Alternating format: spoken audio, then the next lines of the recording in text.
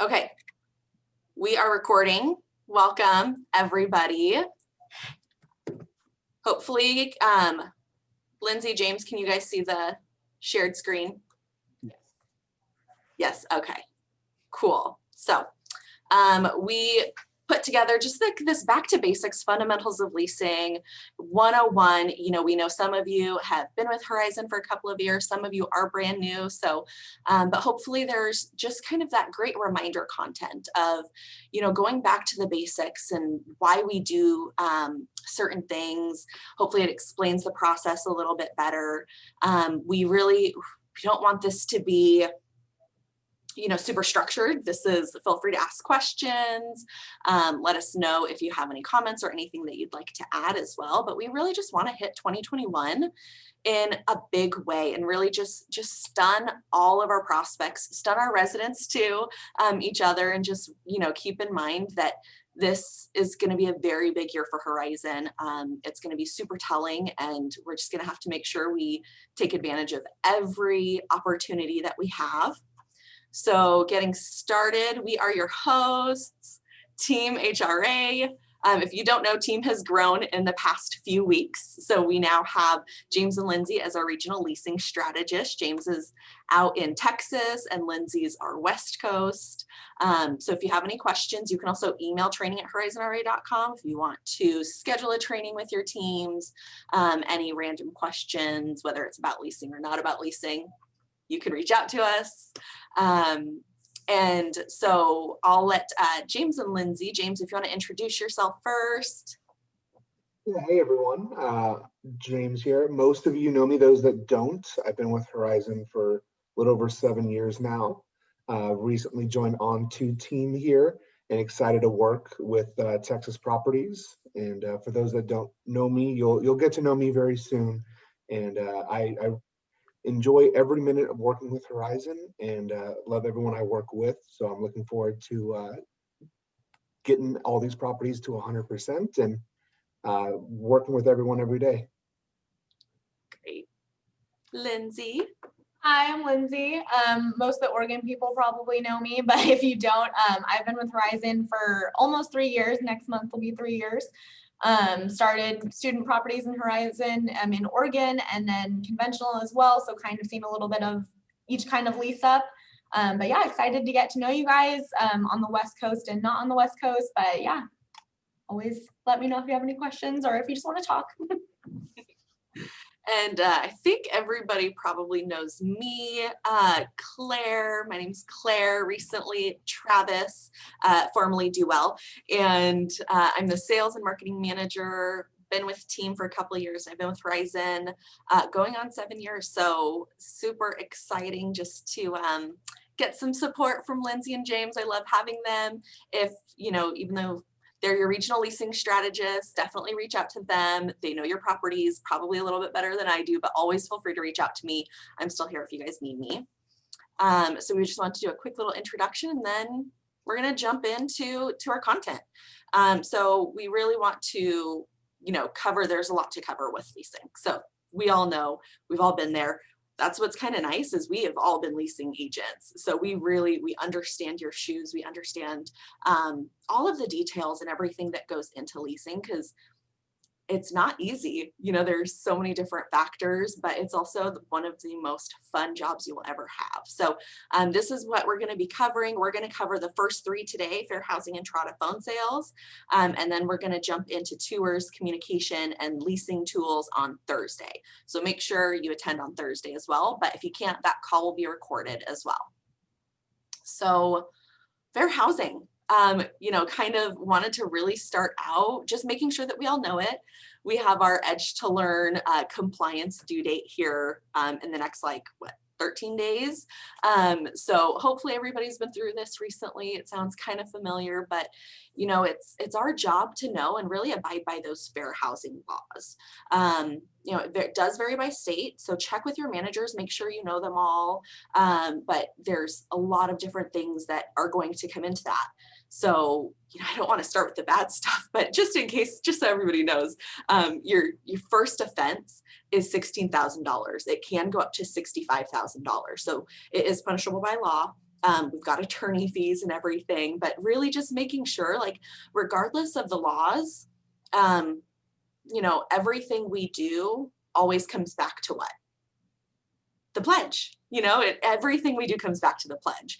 So we have to make sure we're giving superior customer service to everyone, which is really what I take this back to. It's not necessarily about the state laws and federal laws. It comes back to Horizon, and it comes back to the pledge, giving that great customer service to everybody, regardless of, you know, race, color, origin, religion, and so on. So check again with your managers, make sure that you know the fair housing laws, make sure that you understand how it works, and hopefully, you know, going through some of this today will give you a better understanding as well. And really, it comes down to consistency. That's going to really help protect you. It's going to help give that great customer service as well. So be consistent, offer the same special to everybody, and be sure you're phrasing it the same way as well with everybody that you talk to. You know, set that phrasing with your team. That's something I highly recommend, just so that everybody's on the same page with how you're going to talk about the special. And, you know, don't be afraid. You can still use back pocket specials. So I know a lot of our sites use this. Don't be afraid to use them. You can still do it in a fair housing protected environment. So just make sure you're offering that same special to everyone at the same stage. So if you do have a back pocket special, you know, say you have a tour come in and the tour is over, you've asked for the close, they're still a little hesitant. If your manager has approved a back pocket special, this is when you can roll it out to them. Now, if you have a lead, they're just calling, they're just starting their search to get that information, then that's not really when we want to offer that back pocket special. So I think most of us use those back pocket specials, but being consistent at the stage that you're using them is another way that we can help keep that consistency. And again, feel free to use the chat or Q&A if you have any questions that come up, and Lindsay and James will help us if anything comes up. And so unapproved credit, we use this one a lot. Listening to phone calls, I hear, you know, it's everybody's main thing. Everybody wants to know, what does OAC, what does unapproved credit mean? So know your rental criteria. 200 off your deposit when you meet our credit conditions, you know, have your spiel set, have all of that. So what that means is if you meet our credit conditions of 620 or higher, or insert credit approval here, provide your proof of income for 3 times the monthly rent. We also, at least in Oregon, we found out that it's illegal to say that we don't accept felons. So again, something to make sure that you understand and know about your state and your local laws. So for us, it's a approved background check with a 620 credit score or higher and 3 times the monthly rent. Be clear, be confident, and be concise when you're giving that information. If you explain these up front, they are going to feel confident in the application process. That's something that I learned. If I'm kind of hiding what that means, or, you know, not really giving all of that information on approved credit, they don't feel confident in filling out an application because they don't really understand that process. So always make sure that if you give that clear and confident explanation of how that works, and you're upfront with our application process, they're not going to be mad when they don't get the special in the end, because you've already walked them through what it means in the screening process to get that special. So just wanted to quickly go over those specials. And fair housing, I know that's something that a few people have been requesting lately. So if you have other questions about it, feel free to reach out, let us know. We can go over them. We can look into your laws and we can help you out there. I'm going to pass it off to Lindsay. And just one thing we found in Oregon, going off of the fair housing, is, and I've seen this in other states, your state will have and these are no words, but they're what they're legally called, the landlord tenant board of your state. They have a website and they constantly update because those laws change a lot. So if you find that, I always have the Oregon one as a bookmark, and that's really helpful, especially in Oregon, things change every year. So keeping up with it, they usually have like the most recent board meetings, stuff like that they post. So maybe just finding that in your state as well. Let me share my screen here.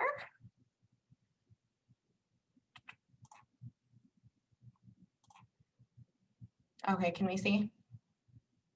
Yay. Okay, everyone's favorite thing, Entrata. It's my favorite thing. I love Entrata. I feel like people either have a love-hate relationship with it, but it really is designed to make your life easier, especially on the leasing side. The more you learn the tips and tricks of it, the easier your job's going to be and the easier your audit's going to be, your leasing process. It's kind of just your general to-do list, and it's organized to help leasing consultants. So we're kind of just going to go over, if you're a seasoned leasing consultant or leasing manager, I'm sure you know a lot of this stuff. If you're newer, you're probably still figuring this stuff out. But a refresher is always good for everyone. So going over the dashboard, you guys are all familiar with this. This is something that we're going to work left to right. This is your to-do list for the day. And it's good to set a goal with your team to complete it each day, whether it be like a time you want to have everyone complete our leads by 2 p.m. or noon, whatever makes sense for you guys. Obviously on like certain event days or busy days, this might not be always achievable, but it's kind of good just to set a timeline because we want to be doing our leads and our follow-up at the beginning of the day. So those leads have a chance to convert before you guys close that night. And then I'm going to share my screen again and just kind of show you guys the dashboard. Maybe I will.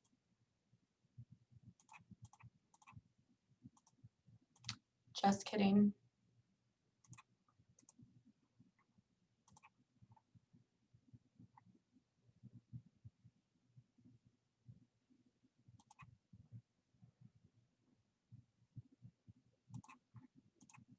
Can you guys see Entrata? Okay, sorry, that is not my strong suit. I apologize. So we're on Stadium Parks here. So kind of just going through the tabs that are most relevant to the leasing team.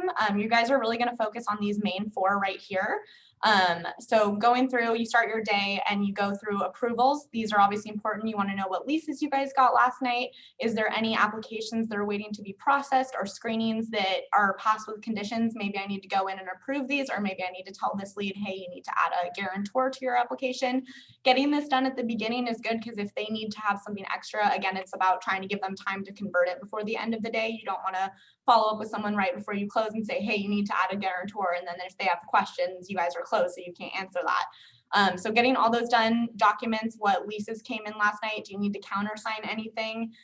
For the individual docs, did anyone sign a cosigner or a concession addendum or one of the PCON or insurance forms that you guys need to add to a file? So checking that first. And then your leads tab, kind of self-explanatory on these. You want to make sure that these are the first people you contact each day. Your potential leads, we want to have this cleared out to 0. As you guys get into your lease up, this gets harder and harder to manage with the more calls you have. So kind of just making a plan with your team. How are we going to keep this down? Because once it gets up to that like 99 plus, it is so hard to manage and it just becomes like a negative thing with the team. Like, oh, we can never get caught up. So figure it out. I know a lot of teams will have this as a part of their closing checklist for the closer when it's quieter at night to go listen to. But once you're in the midst of your lease up and these get higher, I would, before, like when you get there at 9 a.m., before you start calling people, because we wait till 10 to call people, kind of just knock a few of those out. Don't make the closer have to do it every single night. And then these are also a good way to check your voicemails, check who talked to who yesterday. Oh, remind me, do I need to follow up with this person? So those are good, just good to listen to. And then also just categorizing them under the correct one, making sure that if they are a lead, you're categorizing them as such so you can get those call scores in, and then assigning them to the correct resident and lead. And then you're never contacted, self-explanatory. These are the first people we want to contact each day because they're new and we want to see if they want to come tour today. And then contact needed. These ones, if you haven't never contacted, they'll be in here, but you'll also see ones that Entrata is deeming kind of your most important leads for that day, whether they toured yesterday and they want you to follow up with them again, or somebody followed up with us and you have an incoming email or text message or something like that that's waiting for you in there. These are kind of what could be your hot leads. They're not always obviously going to be correct from what Entrata deems, but it's a good way to start on who you want to contact first. And then you're not progressing. They have 0, which is awesome. A lot of times, especially during your lease up, this is going to be a big number. And this one, it doesn't necessarily always have to be 0. If you're still waiting and you don't want to cancel them out yet, that's okay. But it's good to check in with this each day and see, hey, do I have those 8 contacts? Should I be canceling them out? Is their move-in day months ago and they're obviously not going to convert? Or am I has this person not contacted me? Maybe you guys are just calling them and you want to switch up the follow-up, do a text, do an email. So kind of just look in that each day and see why those leads aren't progressing. And again, if you've done those 8 contacts, their move-in days past, they're not getting back to you, don't be afraid to cancel them out. I've seen a lot of people who like are too scared to cancel out leads, especially if they're just in the guest card stage. They can always reopen a guest card if they come back months later and stuff, but you don't want to be wasting your time once you're getting pages and pages of leads saying, okay, these people were looking in September and it's August now. Obviously that's not going to convert. So kind of just, if you're a leasing manager, I would look over this if your team's getting a lot of not progressing leads, kind of see why, and just dive into that a little bit more. And then under your applicants, again, still self-explanatory, but you still want to work this left to right. Processing your screening, making sure that you're starting these at the beginning of your day so they have time to come back to you, and making sure you're choosing the correct way to process them. Are they a guarantor? Are they an international student? Are they self-qualifying? Making sure you do that is going to make the results come back in the appropriate way and make it so you don't have to run it again, which costs us money. And then generate leases. Of course, you want to get everyone who finished an application, get a lease to them as soon as possible, give them a call at the beginning of the day. And yeah, and then assigning, not going to say that word, Claire. Entrata doesn't know that yet, but assigning these, we're not, student properties aren't going to use these as often as conventional. It kind of just depends if your property does that. So if you need to, I know for conventional, it's important, the ones that I've been on at least, to assign that so you don't have 2 people applying for the same apartment. So if you need to get on that and know who's going to which apartment, make sure you do that at the beginning of the day as well. It'll also add, if you need their apartment to be added to the lease when you generate it, make sure that they're assigned to one so it shows up the specific apartment if you guys do that at your property. And then the resident tab, the main ones you're looking at here is your contact needed. So making sure that you clear this out each day, this gets really easy to miss and kind of ignore, but you don't want to do that. You want to make sure your residents are getting responded to. These are the emails that they send through their portal. So if you've already contacted them, sometimes they end up calling, sometimes they end up emailing you through Outlook. Just close these out if you've already spoken to them. If not, you can email them through this as well and through their Entrata tab. But yeah, just making sure you're getting back to them and not letting those go over a day, just because most of them, when they do contact you through the resident portal, it's pretty relevant concerns or information or questions. And then your reviews tab. So this is one that we want to make sure that we're still updating even when it's not our lease up and move-in season. Making sure that you're publishing all of the good ones on here so they show up on your website and new leads can see those. Making sure you're reading the whole one. I have definitely fell victim to, it's a 5-star review and it's a long paragraph, but at the end it says something really weird or something that I wouldn't want on the website. And so just making sure you read the whole review. It's something you want to see on your website. And then responding to these regardless. And I don't like this that it says ignore. I wish it said unpublished, because you're not going to ignore the ones that are bad. You're going to ignore them for your website, but you're still going to follow up with them.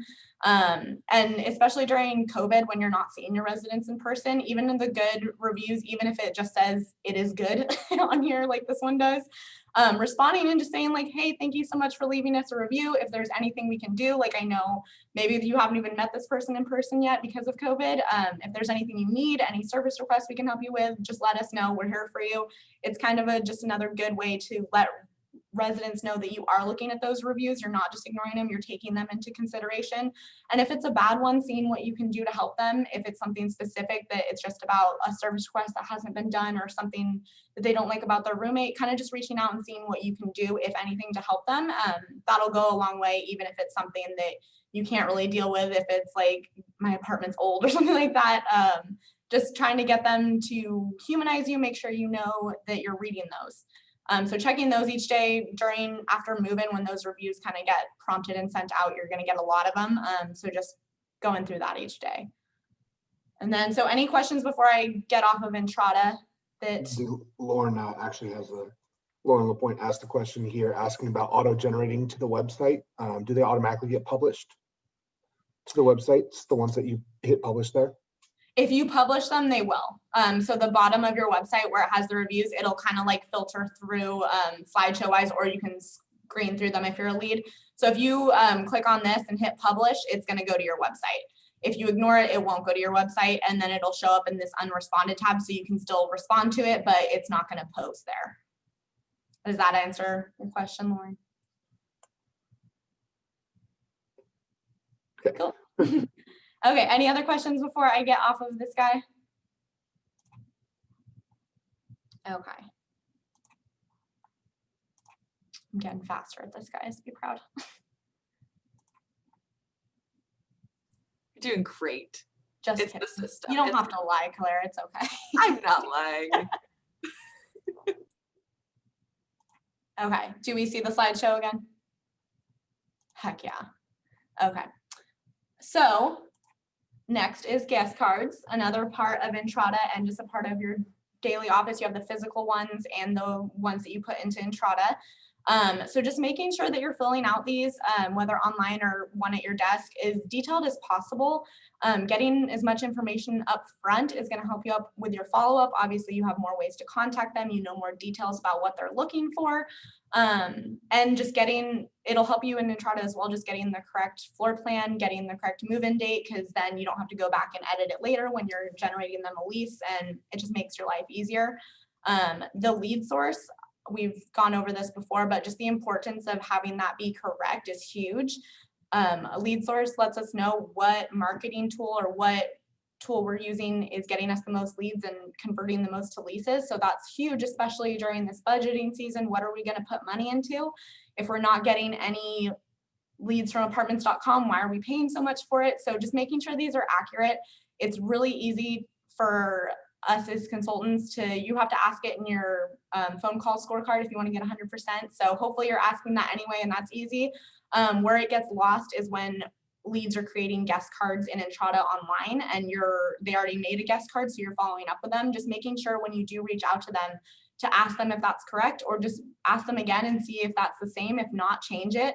A lot of people I've seen, especially when they put them in online, just choose the first option because they're like, oh, it doesn't matter like where I came from and stuff, but it matters to us. So if you see that, just verify it with them. Also, property website, if you're seeing when you pull your lead source report, if you're seeing that almost all of your leads are coming from property website, that's not really a great lead because no one really just stumbles on like a URL and stuff. So if they did, that'd be super weird. So just kind of figuring it out, and we already put money into our websites. We already update them. So that's not really going to change. We want to know what's getting people to our website. Is it Google and our SEM budget? Is it social media ads? Is it the banner that we have on campus? So all that's, excuse me. And all of that is super important to help you budget and get as many converted leads as possible and know where to spend your time. And yeah, and then just being specific when you get a guest card, verifying especially when they put them in themselves online, verifying that the information is correct. If you see that they gave you that fake number in the email, don't be afraid to be like, hey, like, do you have a good cell phone number? Like, I'd love to text you or call you, whatever's easiest for you.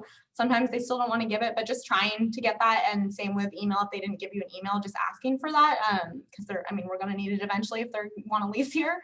So yeah, just getting as much details on that as possible. And then activity log, everyone's favorite notes. I am super passionate about this. Anyone who worked with me at Stadium Park knows that I get very frustrated when there's not good notes in there, especially when you have a big team, when you're all kind of working together to follow up with leads. They're so important, and they're just important with you. Like, I don't know about you guys, but when I tour 20 people in a week, I'm not going to remember every single specific person when I go to follow up with them. So notes are helping out you and your team, but they're mainly helping out you to remember each person, make them feel special, make them feel like you remember details about them, and just make it so you sound consistent with your team and yourself. So just adding details to I have some good examples down there, but just adding details to whenever you talk to someone or when you tour someone, what's their dog's name? What are they studying in school? Because when you do your follow-ups, and you mention that kind of stuff, people like notice that, like, oh my gosh, I can't believe you remembered it is my dog's name is Cash or something like that. So they get really excited about that, and you have to think about how many other apartment communities are calling them when they're looking for an apartment. So anything you can do to stand out, remembering their name, remembering what they're studying, remembering that they had a really long drive home after your tour, like how was that, stuff like that, is just going to make you guys stand out so much. And then my biggest pet peeve is the just putting left voicemail on it. You put that, I assume you left a voicemail and said, "Hi, my name is Lindsay. I'm leaving a voicemail," and then hung up. Like, I need to know what you said in detail. So if you left a voicemail, that's great to let them know, but what did you say? Did you create urgency by saying, "Hey, this special ends tomorrow," or "Hey, we only have 2 spots left"? If I'm going into somebody's and they said that, what if I say the wrong thing and say, "Oh no, the special, we have 7 1-bedrooms left," or something like that? You never want to, you want to help each other out, and you want to back each other up with what they tell their leads. So leaving those notes helps out everyone to know what that lead knows about. Sometimes you're offering different specials, or sometimes you haven't offered the back pocket special yet. You want to know that. So as much details as you can, how you created urgency, what specials do they know about, when did you tell them that it ended? Obviously that stuff changes each week. So we want to be consistent, and we want to make it look like we're all on the same page, and our lead isn't starting over each time they talk to someone new at the property. And same goes with your resident communication. That is I know it's a little easier to not put in resident notes because you're talking to them each day, but even if they come in the office or call you on the phone about something unrelated, if you talk to something specific about them, put it in there. Because you don't want your residents to be like, "Oh, I already talked to somebody about this. I already told them that I wasn't renewing because of this. I already told them that I needed to extend this lease," something like that. It just gets them frustrated, and that's when you get kind of residents who just want to speak with the manager, because every time they talk to leasing consultants, it's different stuff that they're hearing. So you just want to make sure that when you're calling residents too, that you're checking that activity log, and making sure you're not missing something that they talked about previously, that they're going to be frustrated if you don't remember, or only want to talk to Paula because she's the only one who remembers what we talked about last time. So just good notes. It helps you guys all out, especially when we're getting pages and pages of leads during the lease up season. Yeah, and kind of the general rule is that anyone should be able to go into your leads and follow up with them with generally no problems. I should be able to go into a property where I don't even know what the special is and know what that lead was offered. So kind of audit yourself, audit your team, see if that's possible. And yeah, just it'll make your life so much easier. And I'm gonna put it back to, will anybody have any questions about that? If not, I am going to send it back to Claire. Back to me. It's the girl day. Thursday's going to be more James, but Yes. it's the girl day today. Okay, so if you see me glow a little bit more, it's because I love phone calls. I think everybody knows that now. But I really do. I love phone calls so much. I'm super, super passionate about giving just great customer service this way. So everybody can see my screen again. And actually, for some reason, you guys all disappeared too. So let me try and find you again. I can't find you. Yeah, but that's okay. Okay. So with this phone sales success, I actually brought this title back from a Horizon training that was done a couple of years ago. I'm not sure by who, but I did it to kind of point out that phones have changed because our leads have changed. And, so when it comes down to the phone calls, we're no longer about the sale. What we want to make sure like we're pivoting and changing is like the trust and the human emotion that happens in a phone call with a lead, with a person. And keep in mind, like it's another person on the phone. Our leads don't want to be sold to anymore. Like they want to have a real conversation. So before we jump too much further, just want to do a quick reminder that we do have a new scorecard. Not too much has changed, but the scoring now is like 100 points, which makes more sense than how I had it before, which was 220 points. And then like a few of the questions have changed. So you can find the new scorecard and some really, really great call examples by going into HRA Answers, Horizon Phone Call Protocol. So go ahead and search that. You can find that or under the leasing folder. But I wanted to just do a quick reminder for that before I get too crazy, too passionate. So jumping in, like your first impression with the phone, like that's now. As soon as you answer that phone, that's your first impression.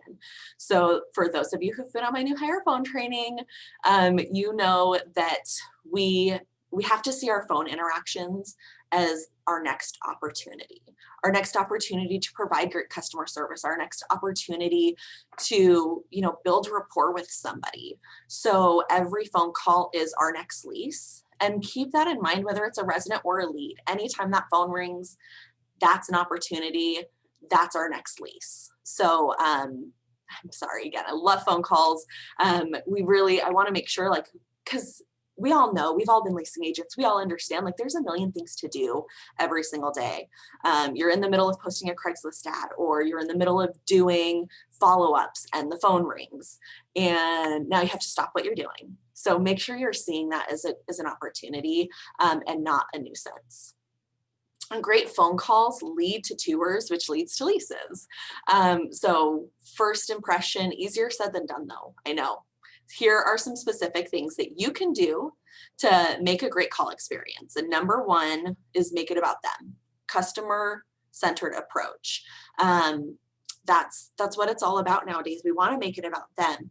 Actually ask them, what's most important to you in your next apartment? What are you looking for? What are the top 3 things that you need in your next home? So always asking them this, and ask them at the beginning of the call before you get into your spiel and everything, because you can talk forever about your community, but that doesn't really matter if you haven't first asked them what they want. By doing that, you're putting their needs at the front of their mind, because that's something actually people might not have thought about. They might just be at that point of okay, well, I need to find an apartment, and they're so stressed, and it's COVID now, and it's almost the holidays, or they're in the middle of finals and midterms, that they're so stressed they haven't even thought about what they need in their next apartment. So bring that question to the front of their mind, so that way when you do start talking about your community, that they're going to relate everything that you talk about to what they want. Number 2, creating connections.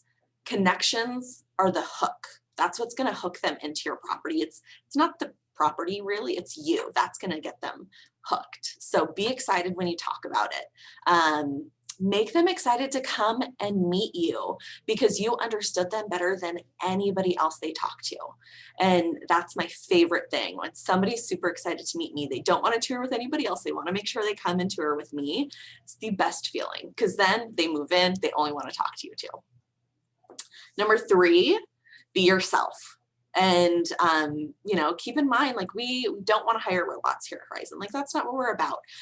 We don't want the scorecard to be a script. We don't want you to, we don't make you guys wear uniforms, and we're not about that. So be you. We hired you for you. Use your own experiences when you're talking to them.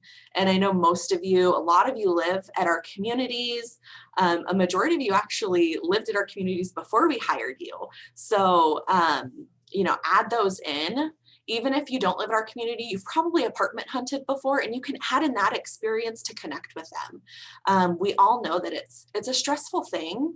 Apartment hunting, it's one of the worst things that you'll ever do in your life. And so even if you can humanize with them, oh my gosh, I know apartment hunting, let me, help you out. Let me make this easier for you. They're going to really appreciate that. And it reminds them that you're human and you're not just a salesperson. Number 4, this is how you can build rapport with leads. So, generalized statement, right? Building rapport, what does that even mean? Sure, there's a couple of questions I can ask, but, think about it in a way that you're building trust with them. That's going to be key. We don't want them to see you as a salesman, but somebody that they can trust, somebody that they can talk to and have a regular conversation with, who understands what they're going through, who understands what they need. So as always, make it about them. And ask them why they're moving.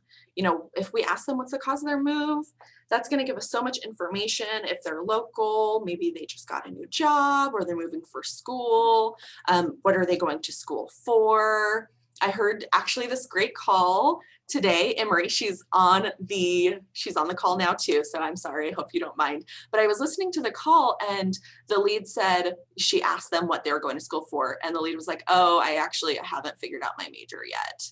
And she was so friendly. She was like, oh my gosh, I changed my major 3 times. So that's something that that makes Emery seem like a human. Oh my gosh, we have so much in common. you're a student too, and it opens up the door for them to really be able to connect with you. Another thing, and Lindsay brought this up, by the way, her dog's name is Cash, so it wasn't just a made up dog name, but talk about their pets. People love their pets, they love their babies. I'll talk about my animals forever, whether you ask to hear about them or not. And so just like talk about their pets, include that in your notes when you're doing that so that you can bring them up again later. So always take that opportunity for rapport. But really what it comes down to is building rapport isn't hard. It really just comes down to us finding opportunities to do it. You know, don't get so wrapped up in all of the questions that we need to ask. I would much rather have a low call score, but that you took the time to build rapport with them. You were super friendly, you talked about them, because that's what's going to get the lease in the long run. That's great customer service. And so it's also important that we change our spiel depending on who we talk to. So we all know this, if we've taken phone calls and we've talked to a prospect and we've talked to a parent, we know those are two completely different phone calls. So make sure you're changing it a little bit. With prospects, you want to be confident, but again, keep it more conversational. Be, you know, more friendly, talk to them about things that they'd like to talk about, more fun. You know, will still want to hit your major selling points, you know, the specific features about your community, always include those.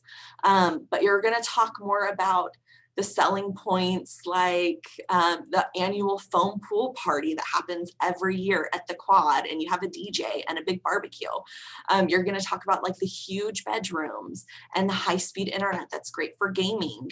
That's what you're going to talk to your prospects about. Your parents, you're going to be a little bit different. You're going to want to keep your confidence, but you want to think of it like you're meeting your significant other's parents, like for the first time, which is always super stressful. Probably not a fun thing, but you can still have fun with parents over the phone. You just want to keep it more professional. You're probably not going to want to talk to the parents about all of the fun community events and how close all of the bars are. It's probably not what they want to hear about their little babies and where they're spending their money. But you're going to want to talk to them about the business center, free printing, the study rooms, how your community has gated access, how it's an affordable price, how close it is to campus. So keeping in mind just of those different spiels, it's going to really help. Both are super important prospects. Your parents are still the prospects, right? They're the money. It's where the rent is getting paid for. So really making sure, again, you can still take opportunities to build rapport with the parents and, you know, kind of flatter them a little bit. That's what I like to do. Like I flattered them like, oh my gosh, you're so nice helping your kid find their apartment and getting all of the information for them. So, you know, keeping it very targeted to who you're talking to as well. And pre-close. Phone version, right? Like closing, so important. Get your lead thinking about the application process when they're on the phone. It's, you know, so easy just to, again, plant that seed, get them thinking about it, mentally prepare them for, you know, what they need to do. So if you love our apartment, here's what you got to do next. So the first way that you can do this is by letting them know to start the application before they come for their tour. That way, when they're there in person, they love it. They're ready to lock in that special or your best rate. So you can frame it to them that way, like, hey, I want to make sure that if you come in tour and you love it, I can get you that best rate because that special ends the day of your tour. Start your application beforehand. I'll send it to you. But I really recommend like just getting the basics done so we can lock you in. And they're kind of like, whoa, okay, I might actually really like this place. They're starting to like think about it. Like if they're confident in what they're selling, I'm probably going to feel confident making that decision. Second way is you can also let them know to bring their photo ID and proof of income when they tour. And I've heard Paula on the phone. She does a great job at this. Sorry, Paula, we keep calling you out. But she always says like, yeah, I know you're going to love it. Make sure you come with your photo ID and your proof of income. I'll help you get them uploaded when you get here and you love it. And again, that's like the tedious stuff that we're always waiting on as leasing agents before we can screen them because they never upload their photo ID or their proof of income. So it's also helping us move that process along and convert that lease.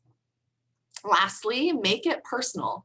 Tell them you can't wait to show them around. If they have a dog for the tour, like if they have a dog, tell them to bring the dog on the tour. Like you can't wait to show them around. You can't wait to have Cash as your new pet of the month. And like, keep in mind though, really please keep this in mind that this only works if you've taken the time to build rapport with them and get them excited. The personal, it's a type of closing technique. It's not going to work if you have a lead who is just asking about the price and doesn't really want to make that connection. You could try, I don't think it's going to be successful, but you know, keeping in mind like closing, we all know how important closing the sale is. And even though like you're on the phone, most of our tours don't convert from just a phone call, that first phone call, but we want to still get them in that mindset that we're confident, we love our product. I know you're going to as well, because we've got great apartments, we have great homes. They're not units, they're apartment homes, and they're gonna love them. So keep that confidence there.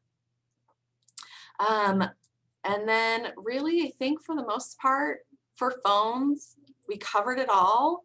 We covered a lot through Entrata, fair housing, did a quick little spiel. Does anybody have any questions? We're gonna allow all of you to talk right now. So give me a second while I click through and give everybody access.